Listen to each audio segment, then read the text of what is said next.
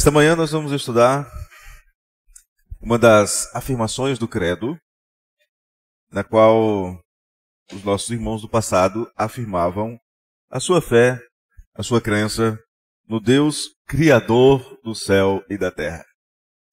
Para nós crentes, isto parece algo lógico, algo basilar, algo inquestionável. Mas não era assim lá no primeiro, no segundo século, e não é assim fora do ambiente da igreja. Aliás, nós temos até que lidar dentro da igreja com questionamentos sobre a criação. Vamos pedir a Deus sabedoria e entendimento, e na sequência nós iniciaremos o nosso estudo. Obrigado a Deus por esta manhã, pelos irmãos que se deslocaram das suas casas e vieram a este lugar, por aqueles que estão em suas residências ou até em ambiente de trabalho e estão à cansa que temos. Obrigado, Senhor amado. Te louvo em nome de Jesus. Amém. Nós já falamos sobre o Deus Criador quando falamos da cláusula anterior, da frase anterior, eu creio no Deus Todo-Poderoso. O Deus Todo-Poderoso que criou todas as coisas, que criou tudo quanto há. Mas, quando os irmãos, lá do século II, do século I, quando eles começaram a pensar numa fórmula que resumisse a sua fé, que facilitasse o entendimento e também, obviamente, que ajudasse como um roteiro mental de evangelização, né, uma espécie de índice de teologia, eles sentiram a necessidade de colocar: nós cremos no Deus Pai Todo-Poderoso, Criador do céu e da terra. E por que isso? Porque neste período surgiu, ou existia uma filosofia que adentrou na igreja sob forma de uma falsa teologia, de uma falsa doutrina, de uma doutrina errada, de uma heresia, chamada gnosticismo.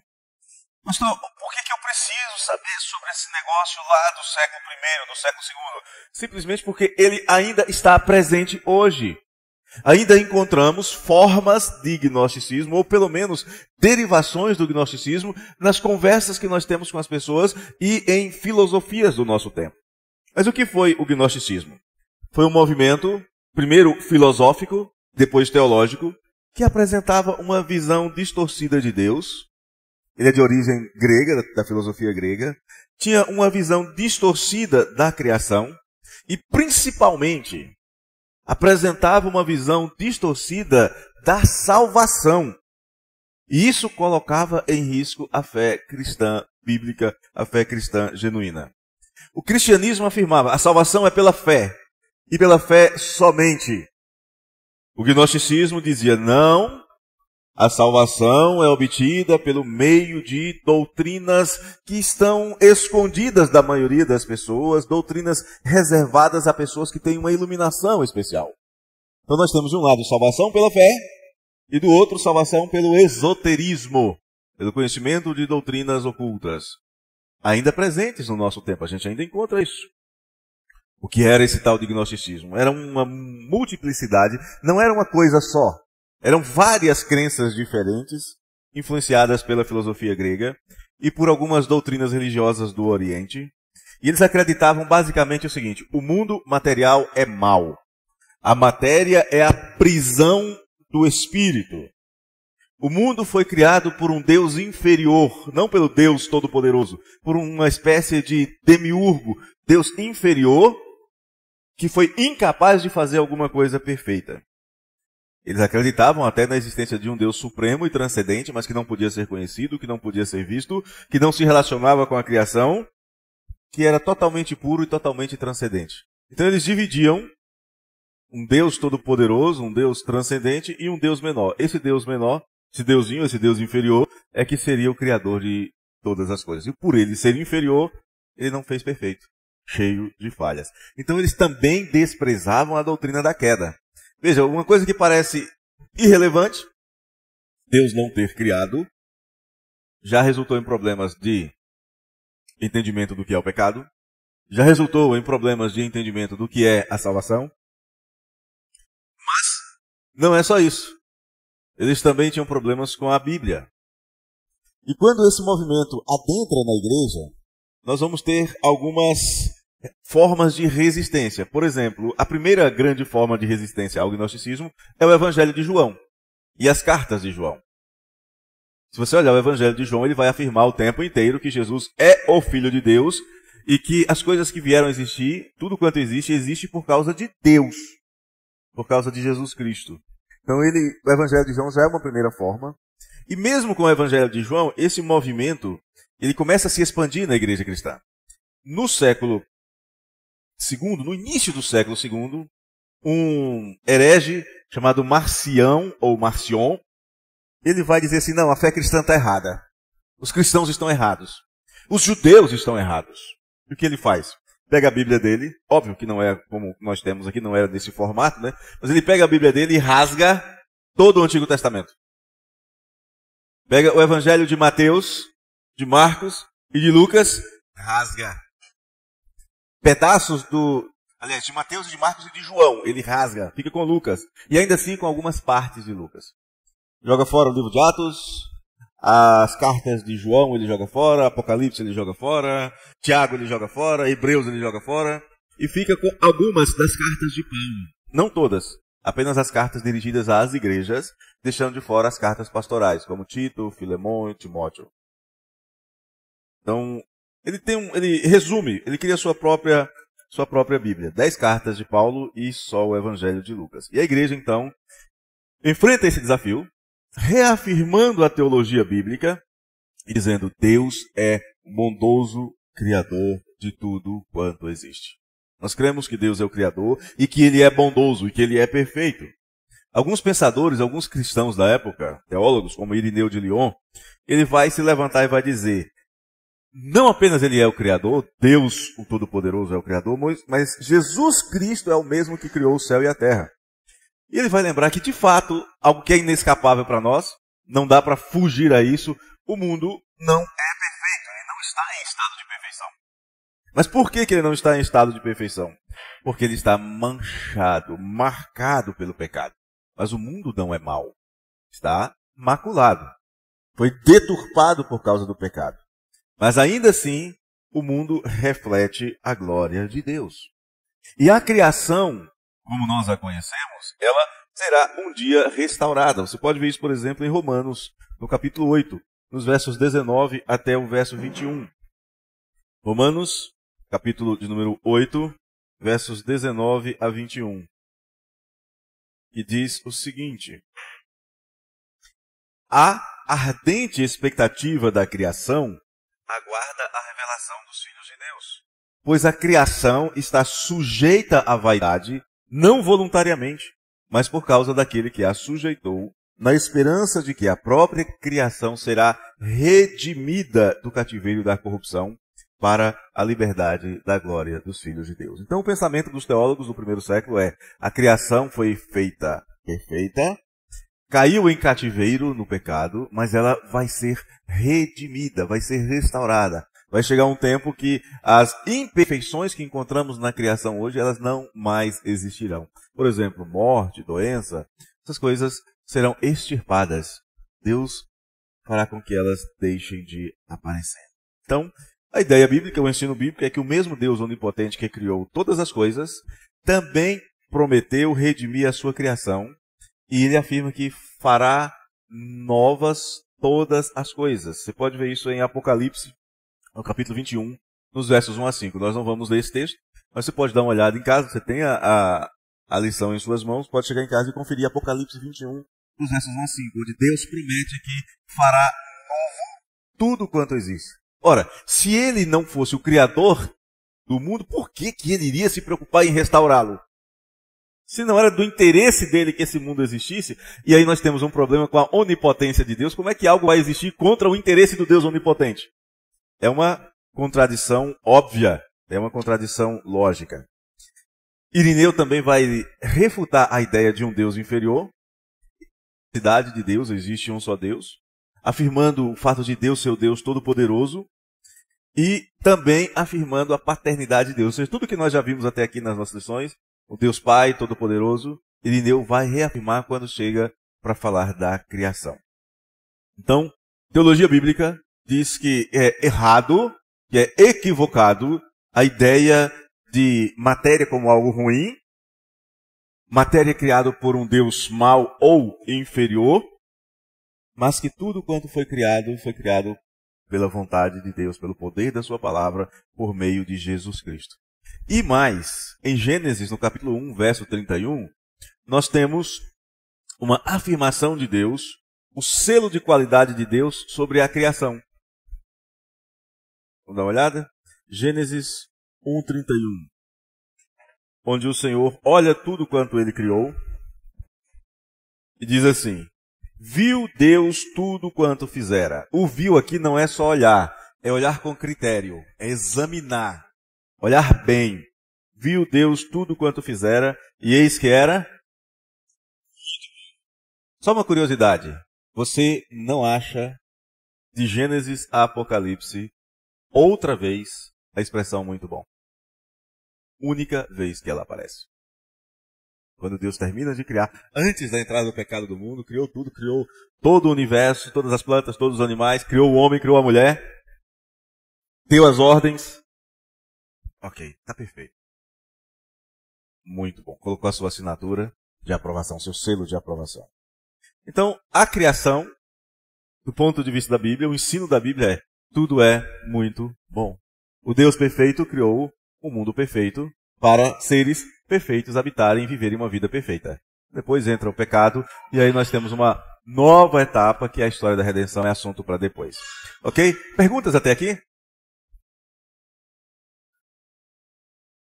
Outro problema que a igreja tem que enfrentar. Se o gnosticismo foi um problema muito forte, uma ameaça muito forte nos 2 primeiros séculos, embora ainda exista, ainda tem gente que acredita que a salvação é pelo conhecimento, é pelo esoterismo, é por uma série de outras maneiras e não pela fé em Jesus Cristo. Hoje nós lidamos com um outro problema, que é o evolucionismo. O que é o evolucionismo? É uma negativa de Gênesis 1:1. O que diz em Gênesis capítulo 1, verso 1? No princípio criou Deus os céus e a terra. E o que diz o evolucionismo? O universo surge de uma explosão. A questão é de onde é que veio esse treco que explodiu? Eu sempre tento de onde é que veio o que explodiu? Qual é a origem disso? A ciência diz que o nada não pode criar o tudo. A não-vida não pode dar origem à vida. E nós temos o tudo e temos a vida.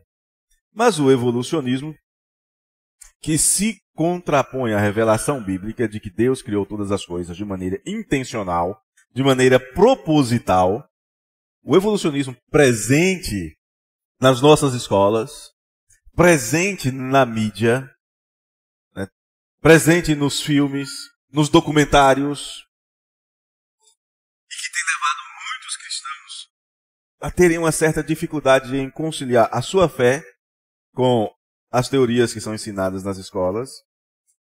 O evolucionismo está aí. E nós, como cristãos, precisamos entender o que é o evolucionismo para poder dizer: está errado. Qual é a origem deste pensamento? O mais conhecido dos postuladores dessa teoria, embora não tenha sido nem o único nem o primeiro, tem um outro cientista que eu não lembro o nome dele agora, que antes de Charles Darwin sair com seu livro A Teoria da Evolução, o outro indivíduo já estava escrevendo a respeito, mas foi Darwin quem ficou famoso. Eles propuseram uma teoria dizendo que todas as formas de vida se desenvolveram ao longo de um processo de milhões e milhões de anos. Teriam surgido de ancestrais comuns por meio de mudanças graduais ao longo de milhões de anos. E por que precisa-se de milhões de anos? Porque é inverificável. O máximo que nós conseguimos verificar? 10 mil anos? 20 mil anos? Mas eles dizem: não, em 10 mil anos não dá para acontecer nada. Tem que ser 50 milhões de anos, 100 milhões de anos, 200 milhões de anos. É impossível. Hã? É. Fala, Manuel.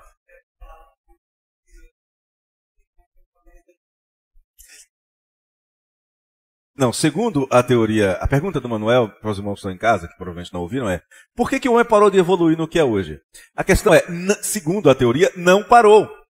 O problema é que não dá para verificar que está havendo evolução num período de 100 anos, 200 anos, 500 anos, 1000 anos. É preciso, para ter uma noção de uma diferença evolutiva, é preciso ter 100 mil anos. E eu acho interessante o seguinte: pegue em casa, livro de ciência. Olhe lá as figuras que dizem assim era o homem de Cro-Magno, assim era o homem neandertalensis, assim era o... E olha, e sai na rua, e dá uma olhada na fisionomia das pessoas. Você vai encontrar pessoas iguaizinhas. Fisionomias iguaizinhas. Ah, o homem neandertalensis era mais baixinho, era de 1,60 m. Você acha um monte de 1,60 m por aí? Não tem diferença. Nenhuma. Ah, o homem não sei de que tinha um nariz mais achatado. O que não falta é gente com nariz igual o meu por aí, ué. Então, enfim. Dentro da igreja, essa teoria vai penetrar. E alguns que se afirmam cristãos vão dizer assim: ok, Deus dirigiu o processo da evolução. Ele não é o senhor da criação, mas ele é o mestre, muito parecido com a figura dos quadrinhos do tal do autoevolucionário, né? Deus é alguém que foi dirigindo a criação, moldando, pegando as leis e fazendo com que essas leis fossem aplicadas de determinadas maneiras. É mais um processo diretivo. Mas no final das contas, acaba negando a afirmação de Gênesis capítulo 1, verso 1. No princípio, criou Deus os céus e a terra. Deus não dirigiu apenas. Óbvio que ele dirigiu como criador e planejador. Não apenas como uma espécie de arquiteto, não apenas como uma espécie de organizador, mas ele criou. Todo o universo foi criado pelo poder da sua palavra, como expressão da sua vontade. E sem evolução. A Bíblia diz que Deus criou todas as plantas, cada uma segundo a sua espécie. Deus criou todos os animais, cada um segundo a sua espécie. O que o homem consegue fazer hoje com os seus processos de manipulação é juntar as coisas que Deus fez, mas não consegue criar nada. Eu sempre faço um desafio. Você quer ver como é impossível para o homem criar alguma coisa? Assista Star Wars.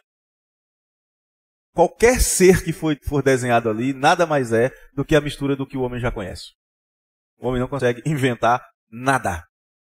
É uma tromba, é uma orelha, é um chifre, é uma cauda, mas é tudo cópia do que já existe. Igualzinho ao que já tem por aí. Esta ideia do evolucionismo, ao ser aceita dentro da igreja, leva pessoas a rejeitarem a ideia de Deus como um criador. E a partir do instante em que você rejeita a ideia de um criador, de um regente, de um governador e de um senhor, você perde o sentido da vida. As leis, elas passam a ser apenas construções sociais. Então, o que é certo e o que é errado? Cada sociedade vai decidir com justiça o que é certo e o que é errado. Mas mesmo nestas sociedades, mesmo naquelas que dizem, eu tenho que matar o outro, mas é o outro que lhe é estranho, ele não mata o que lhe é igual. Eu posso roubar e pilhar o meu vizinho, mas a minha propriedade, ninguém mexe, ninguém pode vir roubar aqui. O sentido de justiça permanece deturpado. Então, se a gente tira a ideia de Deus, qualquer construção social, qualquer lei vai valer, desde que a sociedade diga é isso mesmo que a gente quer. Então perde-se a moralidade, perde-se o sentido da vida, e a gente está vendo isso na nossa cultura. Rejeitou a ideia de Deus? Vale qualquer coisa, vale qualquer loucura. É por isso que Deus condena a sabedoria do mundo, considerando como loucura. E o que a igreja fez quando vê surgir essa ideia do evolucionismo? Ela reafirma a verdade de que Deus é o Criador. De que Deus é o fundamento essencial da nossa fé. Nós reafirmamos que o universo ele não é fruto do acaso. Ele é o resultado de um plano elaborado por Deus. É o resultado da execução da vontade de Deus. As coisas são como são, porque Deus quer. Não é nem Deus quis, porque nós temos um outro problema teológico, que ele vai falar daqui a pouco. Mas porque Deus quer que seja assim. Porque tudo tem uma razão de existir. Você tem uma razão de existir. Você não está aqui porque alguma coisa explodiu lá no passado e uma bactéria se transformou num parente do macaquinho e chegou até você. Simplifiquei absurdamente a teoria da evolução. Mas é basicamente isso daí. Você não está aqui como o ápice de uma cadeia evolutiva que começou numa reação química lá no passado. Você está aqui porque Deus amou você, Deus planejou você. Cada célula, cada átomo seu foi planejado amorosamente por Deus. A tua história é o resultado de um planejamento de Deus. E o teu destino está planejado amorosa e cuidadosamente por Deus. É por isso que nós estamos aqui. Stott, um dos teólogos recentes, ele argumenta que a ciência pode entender parte do que Deus criou. Não entende tudo. Pode explicar como as coisas funcionam. Pode apontar até para o propósito. Mas a origem da criação só pode ser compreendido. Tudo quanto existe só pode ser compreendido plenamente à luz das Escrituras Sagradas. Falamos sobre isso aqui numa terça-feira, umas 5 semanas atrás. O conhecimento que o homem tem, ele só pode ser verdadeiro se levar em conta a criação, sem levar em conta a palavra de Deus. Pastor, e o que a gente faz com as descobertas da ciência? Nós não as desprezamos. A ciência não cria nada. Ela descobre. O problema está em como a ciência explica por causa dos seus pressupostos. Ao invés de a ciência partir do pressuposto bíblico de um Deus criador, ela tem outros pressupostos. Então ela vai explicar o que ela descobre a partir do seu próprio entendimento. E veja, a partir do instante que a ciência diz Deus não existe, ela tem que criar alguma explicação para as coisas que existem. E essas explicações são falácias. A descrição, como as coisas funcionam e etc., isso é verdade. Por exemplo, a ciência consegue quebrar um átomo e fazer uma grande explosão. Mas quem criou esse átomo? E quem foi que condensou tamanha energia num negócio que não conseguimos sequer ver? Se um átomo tem tamanho poder, imagine o poder do Criador de uma quantidade inimaginável de átomos.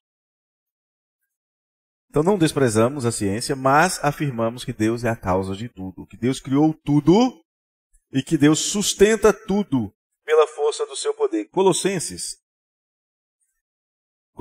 no capítulo 1, nos versos 16 e 17, diz assim: pois nele, falando de Jesus, nele foram criadas todas as coisas. Aonde? Nos céus e sobre a terra. Quais coisas? As visíveis e as invisíveis, sejam tronos, soberanias, principados, potestades. Por que foi mesmo criado por Deus? Tudo foi criado por meio dele e para ele. Antes que houvesse lá aquilo que dizem que explodiu, ele é antes de todas as coisas. Por que tudo existe? Nele tudo subsiste. Já tinha pensado nesse versículo comparando com a teoria da evolução? Antes que a teoria surgisse, Deus já dava respostas. Por isso que a Bíblia diz que Deus é aquele que antes que a gente clame, Ele já está atendendo. Deus diz, eu criei tudo pela força do meu poder. Eu sustento tudo. Todas as coisas, as que você consegue ver e as que você não consegue ver. Não desprezamos a ciência, usamos a ciência, compreendemos que a ciência é capaz de enxergar, interpretar tudo aquilo quanto Deus criou, mas a ciência não é dona da última palavra. Então nós entendemos claramente que Deus criou todas as coisas pela força do seu poder e que Deus sustenta todas as coisas pela força do seu poder, pela sua vontade soberana. Dentro da igreja desenvolveu-se uma teoria que não é cristã, mas também não rejeita a ideia de Deus. Antes disso, perguntas sobre essa questão do evolucionismo? Que os nossos filhos, nós estamos sendo constantemente bombardeados, os nossos filhos estão vendo isso nas escolas, os filhos de vocês que têm filhos pequenos verão seus filhos lidarem com essas coisas. Não existe uma teoria da evolução. São várias explicações diferentes, mas partindo do mesmo princípio, de que que tudo é obra do acaso. Segundo, existe uma luta gigantesca para tirar a Bíblia das escolas. Nos Estados Unidos, o movimento criacionista conseguiu manter a Bíblia nas escolas, com muita luta. E nos últimos 4 anos, especificamente, quando o governo de Joe Biden controlou os Estados Unidos, não conseguiram tirar a Bíblia da escola, mas eles conseguiram implantar outras políticas para combater a Bíblia nas escolas. A cultura é chamada de cultura woke. Mas o fato é que a Bíblia ainda está nas escolas. Existem algumas escolas, como foi mencionado pelo presbítero Leone, que fazem questão de manter um ensino que diz Deus é o Criador de todas as coisas. É óbvio que as nossas crianças que estão indo para as escolas e que daqui a pouco terão que fazer vestibulares, elas precisam conhecer a teoria. É matéria de currículo, é preciso conhecer. Elas não precisam crer. E é nesse aspecto que nós precisamos estar atentos para que, quando os nossos filhos chegarem em casa com a lição para estudar sobre a teoria da evolução, a gente falar e dizer, isto é hipótese. Isso é uma teoria que contraria a doutrina. Doutrina é um ensino correto. Teoria é uma hipótese de pensamento.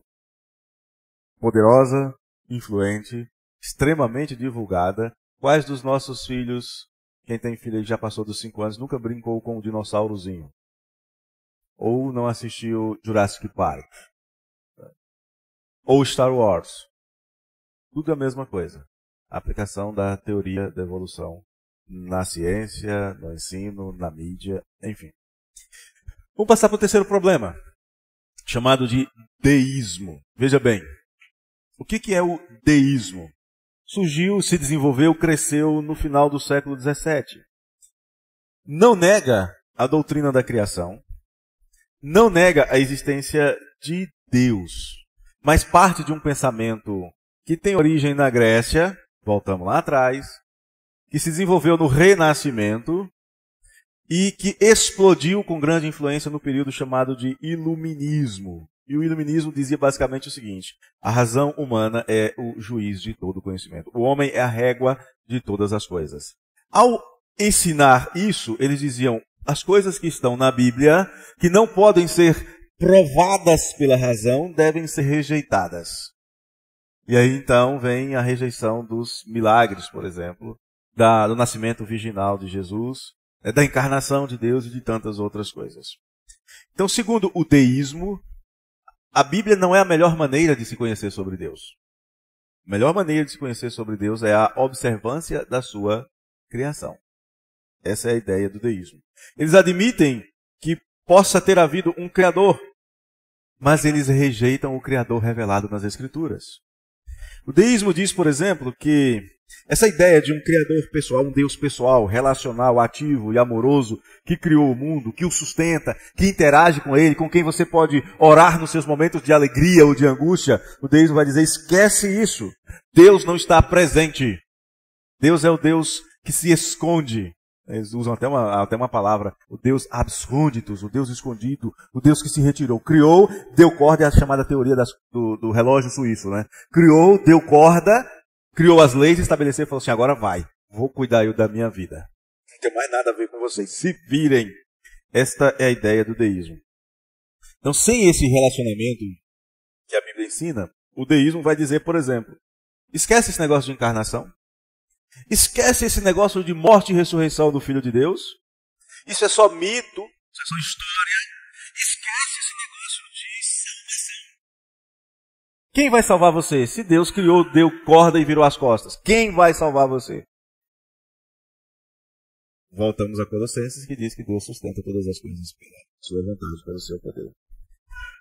Mas o Deus que é apresentado no credo apostólico, que é o Deus Pai, que é o autor da nossa existência, que é o mantenedor como Senhor de toda a criação, é o Deus que permanece ativo o tempo todo na sua criação. Veja, por exemplo, o livro de Jó, capítulo 34, verso de número 15. Jó 34, 15. Veja o verso 14, vamos começar do verso 14. Segundo o deísmo, com D, Deus teria criado e se ausentado. Aí Jó, como eu disse, Deus responde antes que as heresias surjam. Jó vai dizer assim: se Deus pensasse apenas em si mesmo, se ele criasse, desse corda e virasse as costas, se Deus criasse apenas em si mesmo, e para si recolhesse o seu espírito e o seu sopro, toda a carne juntamente expiraria, e o homem voltaria ao pó. Ou seja, a gente não estaria aqui. Se Deus não se relacionasse conosco, se Deus não nos sustentasse, se Deus não fosse aquele, como diz Paulo lá em Atenas, aquele em quem nós nos movemos e existimos, a gente não estaria aqui. Nós não existiríamos pura e simplesmente. Então, o nosso Deus é o Deus que se relaciona, é o Deus que cria, é o Deus que sustenta, é o Deus que interage, é o Deus que se importa comigo, é o Deus que vê o meu estado de miséria, e mesmo olhando para mim no estado de miséria, Ele manifesta o seu amor restaurador, e faz isso enviando o seu Filho para se fazer carne, para viver como nós vivemos, experimentar as nossas limitações como fome, sede, sono, experimentar a morte para nos dar vida. Aquele com quem nós podemos falar e que responde. Aquele em quem nós nos movemos e existimos. A Bíblia responde aquela pergunta clássica, né? Quem somos? De onde viemos? Para onde iremos? Quem somos? Somos criaturas de Deus, feitas à sua imagem e semelhança, criadas de um modo especial e único. Por que nós estamos aqui? Para glorificar a Deus e gozá-lo para sempre. A primeira aula do catecismo que nós tivemos aqui nas terças-feiras. Para onde iremos? Aí depende. Aquele que crê e recebe o Senhor Jesus como seu único e suficiente Salvador, vai viver na presença do Senhor, onde há delícias perpétuas. Aquele que rejeita o Criador, o Senhor e o Salvador, será expulso da sua presença graciosa e sofrerá eternamente a ira do Cordeiro. Não é a ira de Satanás, não. A ira de Satanás é ínfima comparada com a ira do Todo-Poderoso. Então a Bíblia diz quem somos, de onde viemos, por que nós estamos aqui e para onde nós iremos. A filosofia não oferece resposta. Se você for estudar filosofia, você vai encontrar dezenas de correntes diferentes, dezenas de explicações diferentes, existencialismo, um monte de teorias, e no final das contas a filosofia tem que dizer assim, não temos certeza. A melhor filosofia que eu acho, a melhor, abaixo das escrituras, a única verdadeira é a teologia bíblica. Mas a melhor filosofia é o agnosticismo existencialista. Já que nós não sabemos do jeito que dá.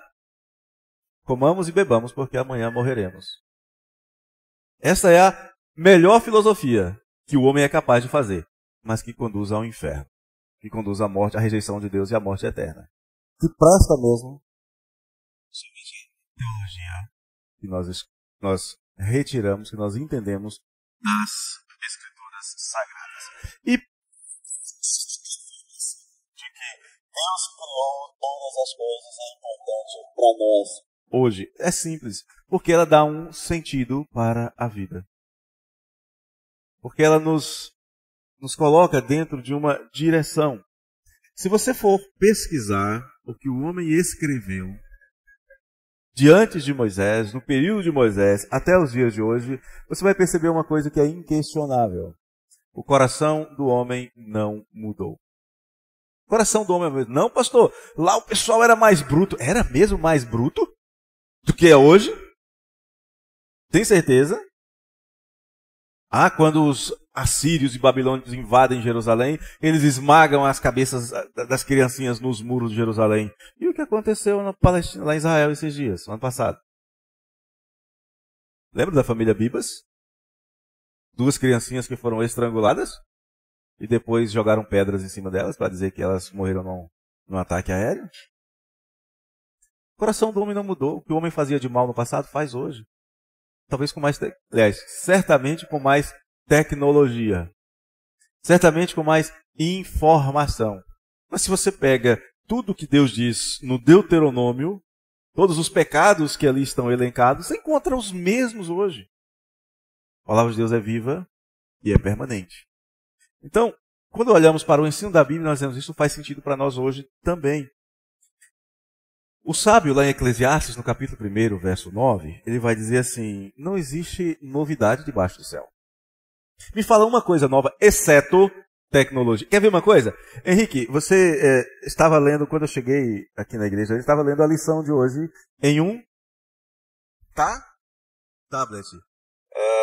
Onde é que os engenheiros e as pessoas faziam as suas anotações lá no período dos babilônicos e assírios, hein? Tabletes. Muda a tecnologia, a coisa é exatamente a mesma. É um negócio quadrado onde eles escreviam. No caso do tablet, tem um pouco mais de recurso. Tem uma melhorada. Quer ver que coisa interessante? Sabe esses trilhos que vocês andam aí no metrô e no trem? Sabe os trilhos onde são levados aquelas naves do Elon Musk que vão e voltam?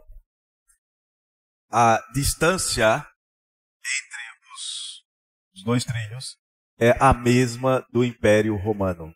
É a mesma distância. Não aumentou nem diminuiu. E sabe qual era a distância entre os dois trilhos? Era a largura da anca de uma mula. Cabia a mula ali dentro puxando uma carroça. Manteve-se a mesma distância. Lá do século I, ou até antes disso, para hoje. Hoje tem muito mais tecnologia. Tem aqueles trens super rápidos. A base é a mesma, só mudou a tecnologia. A cabeça do homem, o coração do homem, as inclinações do coração do homem permanecem as mesmas. Os problemas de interpretação da existência que havia no século I são os mesmos.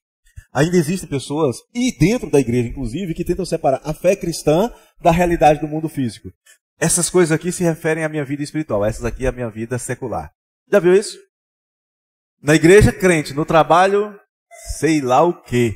No mínimo, um utilitarista. Eu faço aqui no meu trabalho o que eu tenho que fazer. Mas lá na igreja não, na igreja eu sou crente. Se no meu trabalho eu tenho que fazer algo que contraria a minha fé, eu tenho que separar trabalho é trabalho, igreja é igreja. Já ouviram pessoas falando isso? Já viu esse tipo de comportamento? Mas por quê? Porque se esquece que Deus é o Criador de todas as coisas, o sustentador e o governador. Há situações em que as pessoas supervalorizam o espiritual e dão pouco valor à vida diária. Só que em Deus nós nos movemos e existimos. Quer comais, quer bebais, ou façais outra coisa qualquer, fazei para se dar bem. É assim que está na Bíblia? Fazei tudo para a glória de Deus. Então não existe como separar espiritual de material ou secular. Ou você é crente, ou você é fiel a Deus e vive para a glória de Deus, ou então você está agindo como alguém que conhece a Deus. Então essa declaração, creio em Deus, Criador dos céus e da terra, protege a fé cristã contra estas filosofias que negam a existência, no caso do evolucionismo, que é ateísta, que negam a ação soberana de Deus na criação, no caso do deísmo, que é uma forma de evolucionismo misturado com teologia, uma mistura meio espúria, e no fim das contas, deixam tanto o evolucionismo quanto o deísmo, deixam as pessoas sem Deus no mundo. Se você surgiu de uma grande explosão, Deus não existe. Se Deus criou, deu corda e se ausentou, é como se ele não existisse. Ele não está aí para te socorrer, para te ajudar, para te orientar, para te abençoar. Mas a resposta cristã é, pela fé, sabemos que o universo foi criado por Deus, mediante o poder gerador da sua palavra, está em Hebreus capítulo 11, verso 3. E tudo continua sendo cuidado para a realização do seu propósito eterno. E qual é esse propósito eterno? A redenção da sua criação, para que possa viver eternamente na sua presença, dando-lhe louvor e glória pelos séculos dos séculos. Esta confissão de que nós cremos neste Deus criador, preservador e relacional, traz pelo menos 3 benefícios para nós. Primeiro, segurança. Nós não estamos sozinhos. Nós não estamos à deriva. Não vai acontecer de amanhã o universo simplesmente explodir e a gente deixar de existir. O universo será restaurado. Segundo, confiança. Tudo que nós fizermos em obediência à palavra de Deus, nós podemos fazer em absoluta confiança no Criador, no sustentador do universo, naquele que retribui a cada um segundo as suas obras. E terceiro, nós sabemos que nós temos um propósito. A pior coisa é fazer algo. É terrível você fazer algo sem você ter noção do porquê. Você não consegue ver praticidade, utilidade nisso. Mas o fato de que nós não somos frutos do acaso, nem de forças naturais impessoais, o fato de que nós fomos criados por um Deus pessoal e relacional, nos conduz à comunhão com Ele. E sabemos que há um propósito na nossa vida. Viver para sua glória. Eu quero concluir com algumas perguntas para a nossa reflexão. Está aí no seu caderno de estudos, quem está em casa. Por que é importante para nós a afirmação de que Deus é o Criador, diante de filosofias como o gnosticismo e o deísmo? O que isso muda na motivação da sua vida? Eu sei que eu fui criado. Eu não sou fruto do acaso. Eu sei que tem um Deus que está olhando para mim e cuidando de mim. Eu não estou abandonado no universo. O que isso muda do seu relacionamento com Deus? Meu dia a dia eu posso viver com confiança na existência de um Deus que cuida de mim? Ou o acaso pode me surpreender? Como diz aquela música, né? O acaso vai me socorrer? Vai? A gente lembra o que aconteceu na Copa do Mundo, né? O acaso vai me socorrer, o francês foi lá e fez o gol. Qual a diferença entre a salvação pregada pelos gnósticos e a salvação bíblica? Hoje tem outros grupos que não recebem o nome de gnóstico, mas continuam dizendo a salvação é fruto de conhecimento. Teosofia, espiritismo e etc. E a salvação bíblica? Um fala que é conhecimento. A Bíblia fala é conhecimento do santo. Um fala que é conhecimento de ideias. O outro fala é conhecimento de Jesus. É relacional. Eu creio que Deus criou o mundo com um propósito. De que maneira isso afeta a minha ideia de valor pessoal e do meu próximo? Se o outro é obra do acaso, é uma bactéria super desenvolvida, eu posso matá-lo. É só uma bactéria que eu estou exterminando. Mas se é uma criação especial de Deus, se é a imagem e semelhança de Deus, eu tenho que honrá-lo, respeitá-lo, cuidar dele, protegê-lo. Se necessário, for até dar-lhe o suporte para que ele não deixe de existir. E de que forma a crença de que Deus continua ativo na criação influencia a nossa vida moral e a responsabilidade cristã de cuidar do mundo ao seu redor?